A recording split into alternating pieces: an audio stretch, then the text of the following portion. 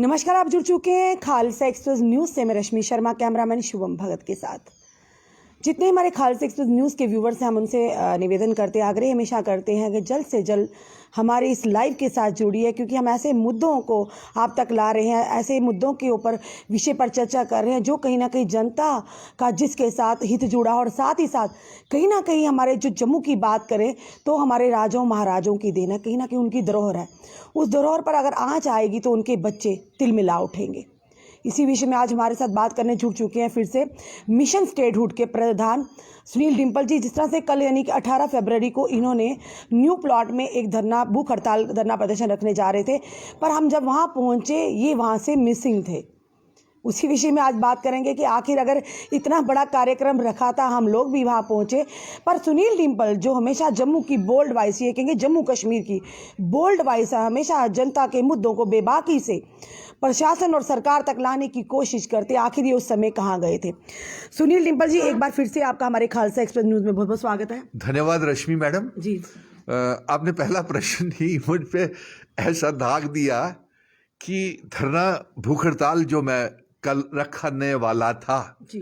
और जिसमें मेरी मांग थी कि मेरी जम्मू कश्मीर रियासत जी। जो मेरी माँ है, जिस माँ का धरती पुत्र हूं मैं, उस रियासत का दर्जा वापस मिलना चाहिए।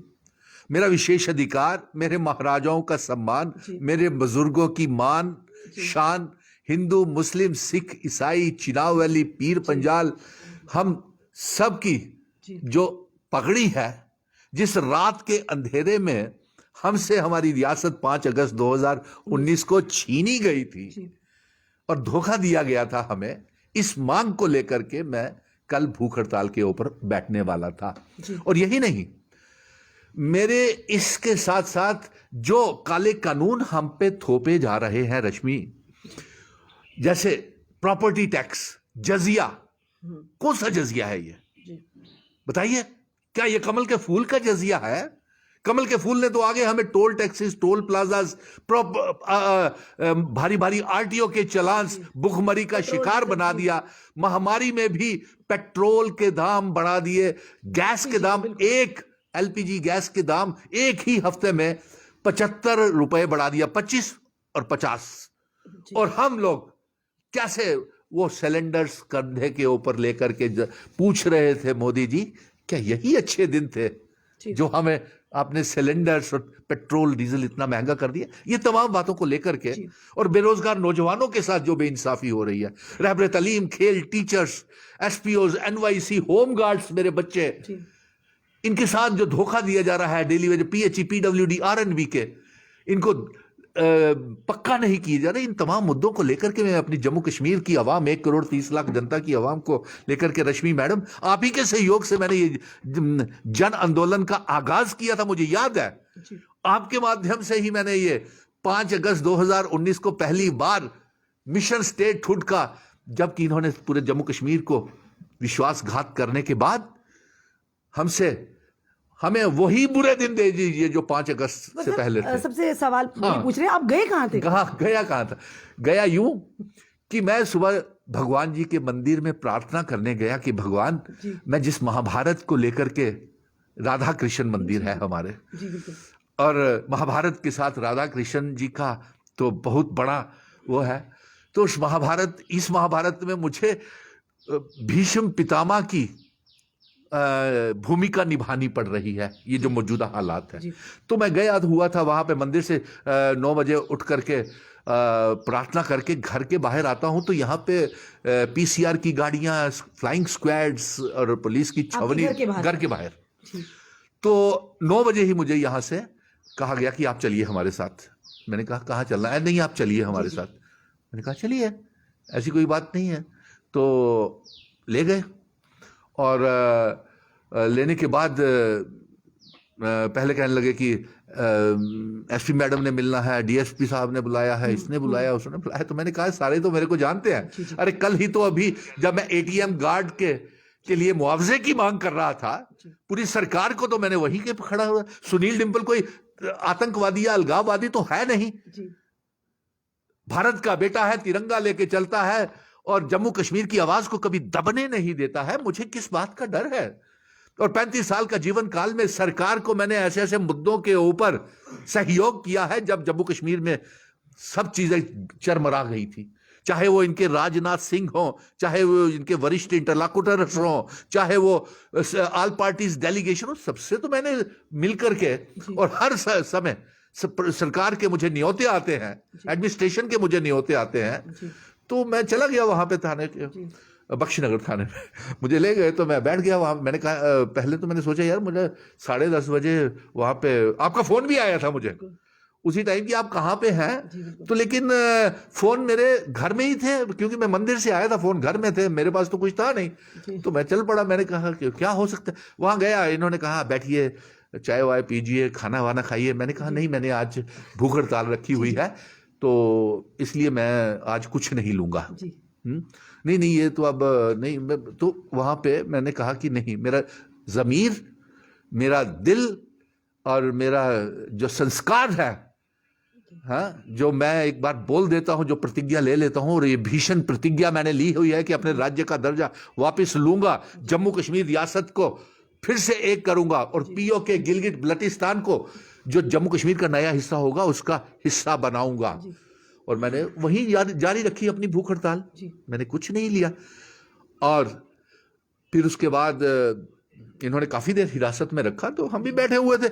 हमारे लिए कौन सी कोई घबराता था, वो जो कुछ घबराए तो हुए तो शायद ये थे, एडमिनिस्ट्रेशन थी जिसने ऐसा कदम उठा लिया। आज के दौर में जो तिरंगा उठाता है, तिरंगा का मान उठाता है, तिरंगा उठाकर अगर वो सही देश हित की बात करता है, अपनी जनता के हित की बात करता है, उसको भी भुगतना पड़ता है। ये बड़ी विडंबना की बात ये है। विडंबना की बात है। ये देखिए ना, ये इसी के, ये किसी को देखिए, मेरे जम्मू कश्मीर की इन्होंने देश के अन्नदाता को क्या नहीं बदनाम कर दिया।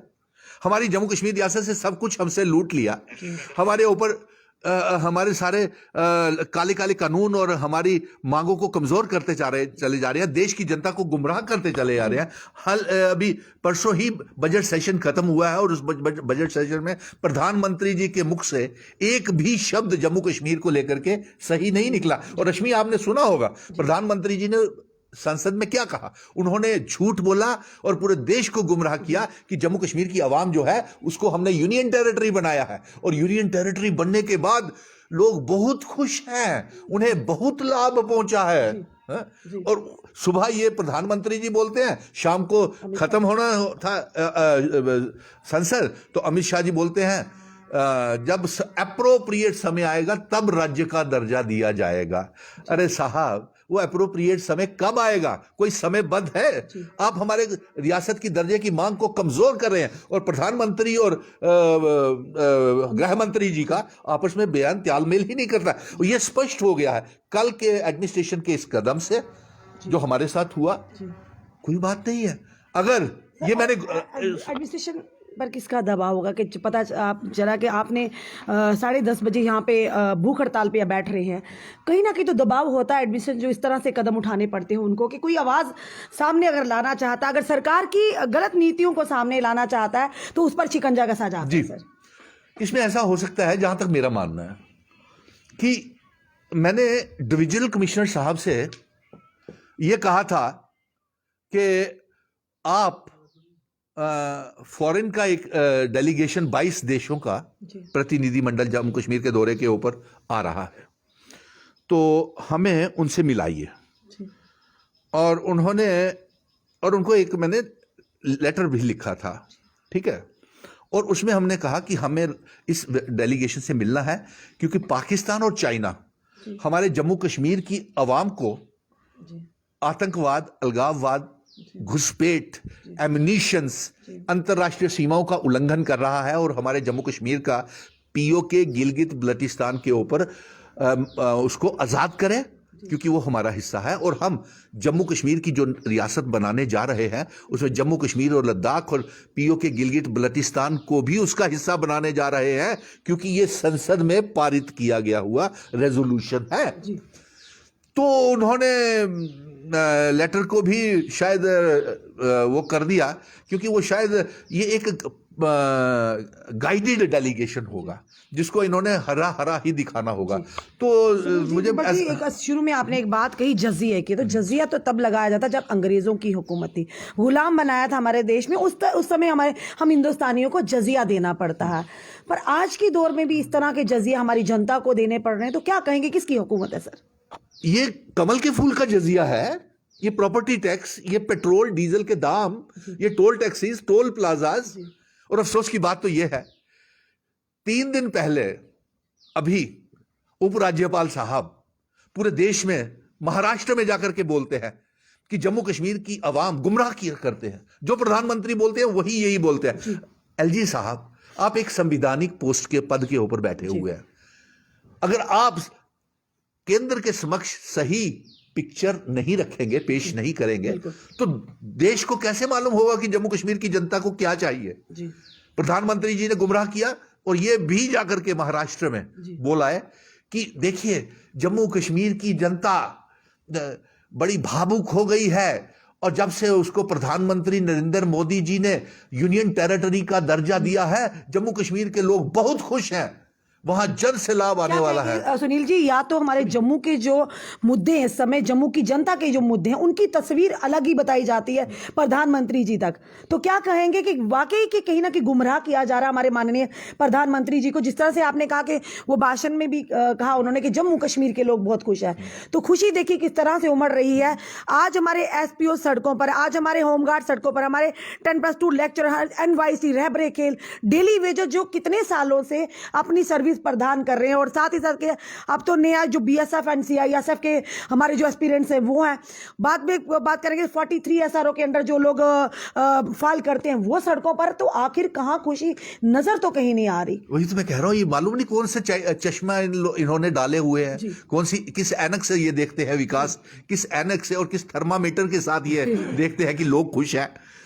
ये तो एलजी साहब को पूछिए, या नरेंद्र मोदी जी को पूछिए, या गृह मंत्री जी को पूछिए, जो हम दो हमारे दो हैं जी।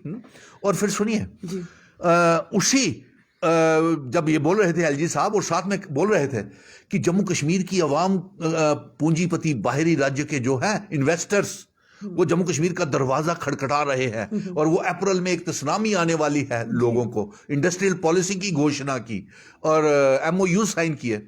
हमें कोई एतराज नहीं इंडस्ट्रियल पॉलिसीज का, हम विरोध कर रहे हैं।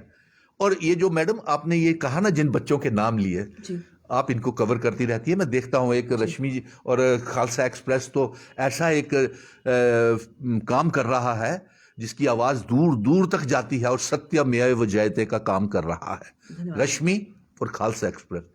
ये मैं सच्चाई के ऊपर चलता है और भिड़ जाता है लोगों के लिए, ये मैंने कई बार देखा है।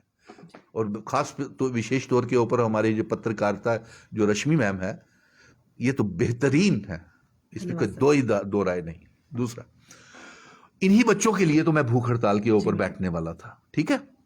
और दूसरा, इन्होंने कहा हम इंडस्ट्रियल पॉलिसीज का विरोध लाएं, आप इंडस्ट्रियल पॉलिसीज जितने व्यापारी आना चाहते हैं लगाएं, इंडस्ट्रीज फैक्ट्रीज जो भी लगाना चाहते हैं, लेकिन हमारी मांग ये है कि उन पूंजीपतियों को, टाटा, बिरला, अंबानी, मोदी जी के चहेते विप्रो, जियो, रिलायंस, उनको जो जमीनें दी जाए वो लीज के ऊपर दी जाए, लीज के ऊपर। और जितने भी उन फैक्ट्रीज और इंडस्ट्रीज में जो बच्चे की नौकरियां लगे, वो 100% मेरे जम्मू कश्मीर के बच्चे होने चाहिए। विरोध इस बात का है। ये बात को लेकर के मैं कल भूख हड़ताल के ऊपर बैठ रहा था। कष्ट तो मैं अपने आप को दे रहा था, सरकार को तो हमने कुछ नहीं कहा। सरकार की तो निंदा हुई है इस बात के ऊपर कि ऐसा क्या किया। सुनील डिंपल जो 35 साल से राष्ट्रवादी एक ऐसा आवाज है जम्मू कश्मीर की, जो लोगों की हकों के लिए लड़ता है, अगर हमारे साथ ऐसा हो गया, हमें तो कोई फर्क, मैं कोई गुनाह नहीं कर रहा हूं। ये जम्मू कश्मीर राज्य की दर्जे की मांग और अपने डोगरा रियासत की मांग, अगर ये गुनाह है तो ये गुनाह मैं बार बार करूंगा। और अगर इसके लिए मुझे जेलों में जाना पड़े तो मैं आखिरी खून की बूंद तक और आखिरी सांस तक अपने डोगरें दा सम्मान, मान, आन, वान, शान की वापिस ले आगा। और जेड़े 25 जा चंद दिन उनते ये महाभारत रोकने वाली नहीं है। अब ये महाभारत कौरवे ते पांडवे दे विचों ही चुकी है शुरू। और ये कौरव लोग है, ये कौरव है जिन्होंने हमारी मां द्रौपदी की तरह हमारी जम्मू कश्मीर रियासत का वस्त्र हरण किया है। ये लंका इनकी मैं ढा के रहूंगा। और आपको बता दूं, ये जो राम के नाम को बदनाम कर रहे हैं, उनके नाम के ऊपर चंदा इकट्ठा कर रहे हैं, इसका हिसाब कहां है, किसके पास है?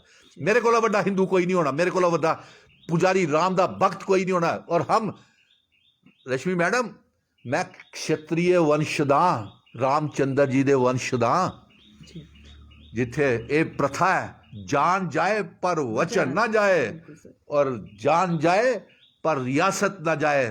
तेरा पीछा ना मैं छोड़ूंगा सोनिया, भेज दे चाहे जेल में, जम्मू कश्मीर रियासत के इस खेल में। डिम्पल सर, एक बहुत ही अहम सवाल करना चाहेंगे कि जो फॉरेन डिप्लोमेट्स का डेलीगेशन आया, समझ ये नहीं आती कि जो मुद्दे हैं, जिस तरह से आप लड़ रहे हैं उन मुद्दों के ऊपर लगातार, सबसे बड़ी बात तो रिस्टोरेशन ऑफ मिशन स्टेटहुड, ये बहुत बड़ा मुद्दा है। कहीं ना कहीं धरोहर है हमारे राजों महाराजों की, उसको संभालने में, उसको वापस लाने में आप पूरे तन मन से आगे आ रहे हैं।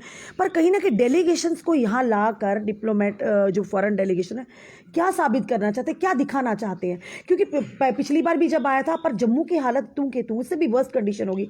फिर डेलीगेशन जो आ रहा है फॉरेन से, जो डिप्लोमेट आ रहे, उनको क्या दिखाना चाहते हैं लोग? ये आप पत्रकारों को ये एनालिसिस करना चाहिए। ये बड़ा अच्छा सवाल है आपने, और बड़ी अच्छी सोच है।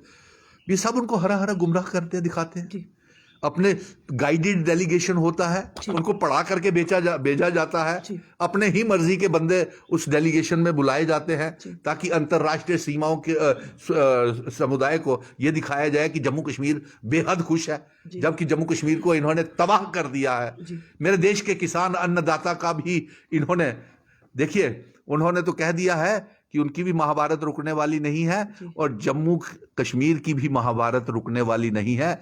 और ये रामायण की तरह, ये जो हम है ना, 1,30,00,000 जनता जम्मू कश्मीर की अब इकट्ठी हो गई है।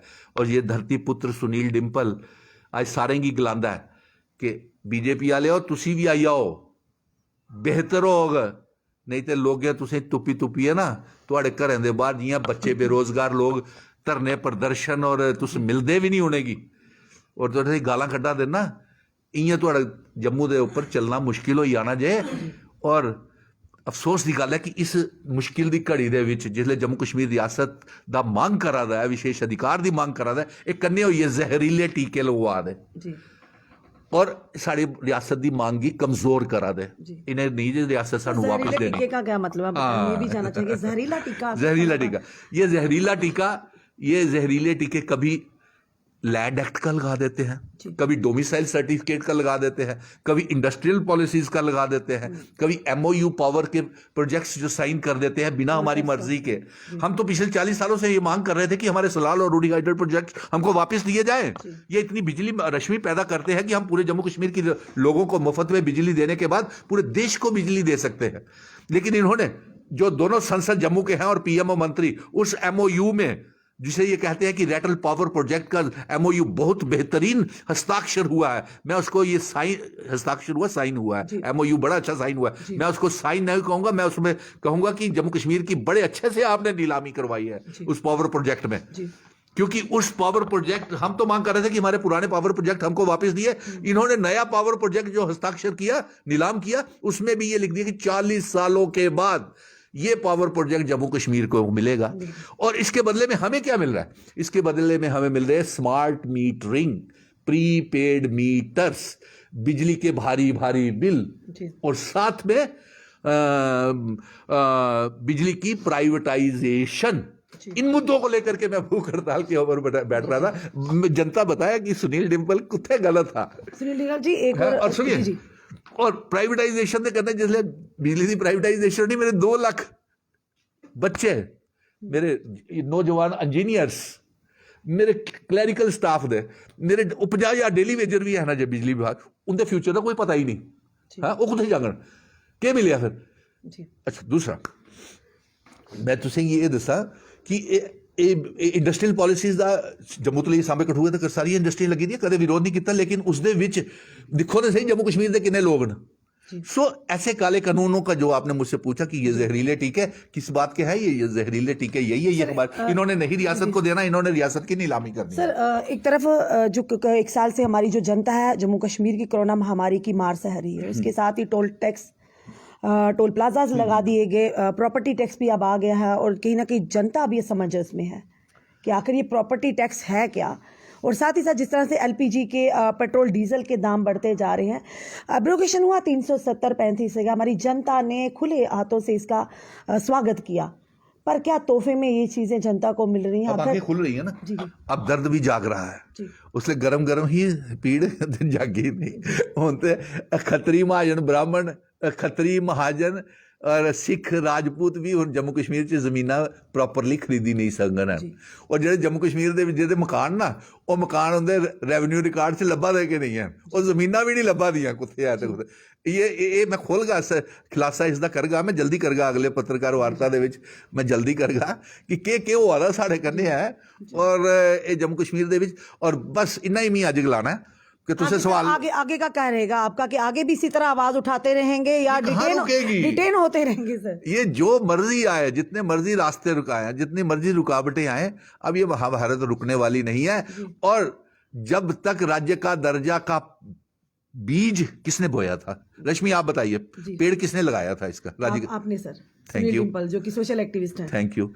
ये बीज, ये पेड़ और ये रियासत हम बना करके रहेंगे जम्मू कश्मीर को। और इसमें नफरत की खेती जो लगाने वाले हैं, नफरत के बीज जो लगाने वाले हैं, उनको हम कामयाब नहीं होने देंगे। जो हिंदू, मुस्लिम, सिख, ईसाई, चिनाब वैली, पीर पंजाल का बंटवारा करवाते हैं, नफरत की फसल लगाते हैं, उन्हें इसमें नहीं आने देंगे। और अब जो हम रियासत बनाएंगे वो भारतीय जनता पार्टी मुक्त रियासत होगी, क्योंकि लोगों ने ही इनको नकारने का भारतीय जनता पार्टी कहती है कि कांग्रेस मुक्त रियासत होगी, आज आप कह रहे हैं सर देखिए भाजपा मुक्त रियासत। सुनील डिम्पल सत्यमेव जयते का साथ देता है, अवाम की लड़ाई लड़ रहा है, और मुझे महसूस हो रहा है जो आवाज, आवाज जो पेड़ मैंने जब लगाया था, जो आवाज मैंने उठाई थी, तब कोई आवाज उठाने को तैयार नहीं था।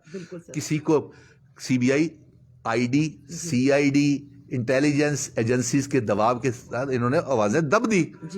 और इन्होंने सोचा कि शायद सुनील डिम्पल भी, प्रशासन एडमिनिस्ट्रेशन ने, कि इस आवाज से दब जाएगा, तो सुनील डिम्पल उस मिट्टी का बना ही नहीं है। मैं डोगरा हाँ, मैं दबने वाला नहीं है, तो ये तो चलेगी। चलिए सर, धन्यवाद हमारे साथ जुड़ने के लिए। दर्शकों, ये थे सुनील डिम्पल, मिशन स्टेटहुड के प्रधान।